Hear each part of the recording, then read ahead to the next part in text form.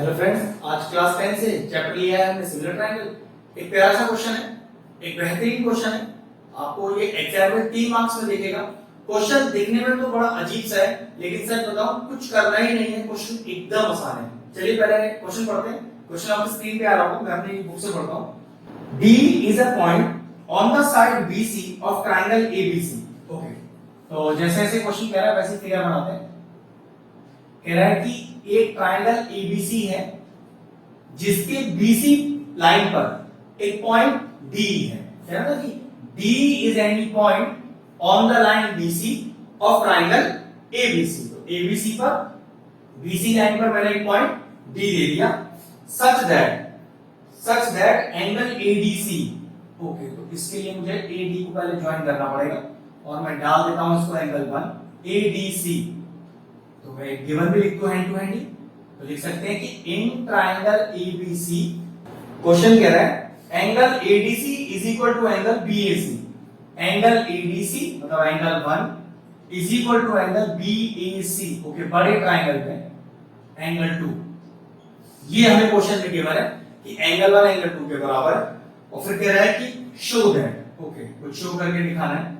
Show क्या करना है, CA का square is equal to CB into CD। Proof करेंगे सीधा।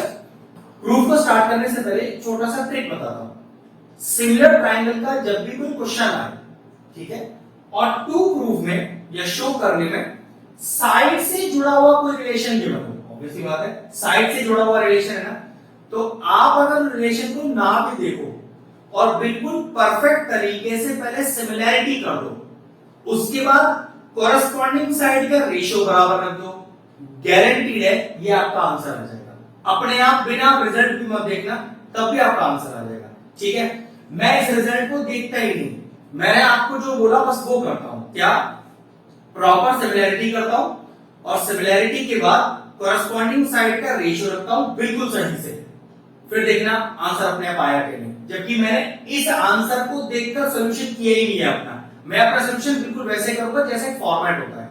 इससे आपको ये पता चलेगा कि किसी भी सिमिलैरिटी के क्वेश्चन में अगर साइड से जुड़ा हुआ कोई भी रिलेशन टू प्रूफ करना है आपको, तो उसके लिए टू प्रूफ देखने का जरूरत नहीं, करेक्ट सिमिलैरिटी करो और करस्पॉन्डिंग साइड सही से रखो। देखो करके दिखाता हूं। अब ट्रायंगल कौन सा है जिसमें देखो 1 और 2 दोनों आता हो, तो 1 के लिए मुझे ट्रायंगल लेना पड़ेगा ADC और 2 को यूज करने के लिए ट्रायंगल लेना पड़ेगा मुझे BAC। मतलब 1 के लिए छोटा ट्रायंगल और 2 यूज करने के लिए बड़ा ट्रायंगल। तो कौन से दो ट्रायंगल सिमिलर करने हैं, तो देखो जरा, मैंने लिखा प्रूफ, वैसे सॉल्यूशन भी लिख सकते हैं इसकी जगह।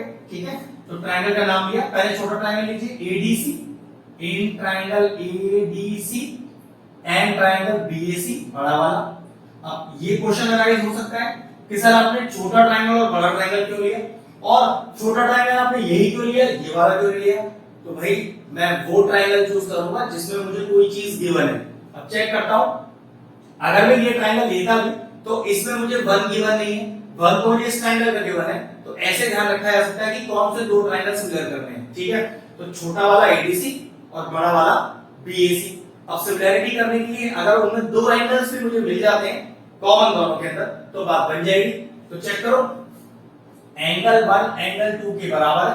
क्यों, एंगल 1 छोटे ट्रायंगल में, एंगल 2 बड़े ट्रायंगल में। और क्यों का रीजन, भाई ये तो रीजन क्या कुछ करने का जरूरत ही नहीं था, तो क्वेश्चन में ही गिवन है कि भाई 1 और 2 बराबर है। अब एक ऐसा एंगल देखो जो दोनों के अंदर मौजूद हो। चेक करो, अगर मैं एंगल 3 की बात करूं तो वो छोटे ट्रायंगल का भी एंगल है और वो बड़े ट्रायंगल का भी एंगल है, बिल्कुल है। तो लिख सकते हैं angle 3 is equal to angle 3 और रीजन लिख दूंगा कॉमन। जहां तक तो कोई दिक्कत नहीं, दोनों ट्रायंगल सिमिलर हो गए। क्यों हो गए, तो भाई दो एंगल्स आपस में बराबर है, तो पक्की बात है सिमिलैरिटी हो गई पूरी। तो कैसे लिखूंगा, triangle ADC similar to triangle BAC और रीजन क्या लिखूंगा, AA क्राइटेरिया। ठीक है, सिमिलैरिटी तो हो गई। अब मैं अपनी कॉरेस्पॉन्डिंग साइड का रेशियो रखूंगा। अब कॉरेस्पॉन्डिंग साइड का रेशियो रखने का तरीका देखो, छोटे ट्रायंगल में एंगल 1 के अपोजिट साइड, तो बड़े ट्रायंगल में एंगल 2 के अपोजिट साइड। जो आपने सिमिलैरिटी यूज करने के लिए एंगल्स यूज किए हैं उसी का ही मैं यूज करने वाला हूं। चलिए, छोटे ट्रायंगल में एंगल 1 के अपोजिट साइड, तो फिर बड़े ट्रायंगल में एंगल 2 के अपोजिट साइड चेक करिए। बड़े ट्रायंगल में एंगल 2 के अपोजिट साइड कौन सी है? BC। अब दोनों ही ट्रायंगल में आपने एंगल 3 लिया है, तो छोटे ट्रायंगल में एंगल 3 के अपोजिट साइड, छोटे ट्रायंगल में एंगल 3 के अपोजिट साइड AD।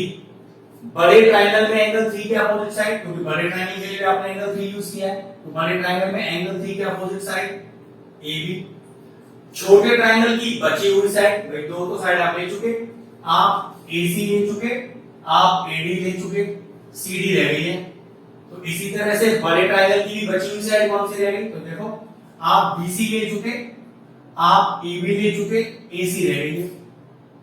रीजन क्या लिखेंगे इसके लिए? ये जो आपने अभी किया, if two triangles are similar then the ratio of their corresponding sides are equal। कि अगर दो ट्रायंगल आपस में सिमिलर प्रूव हो चुके हैं तो उनकी corresponding साइड का रेशियो भी आपस में बराबर होगा।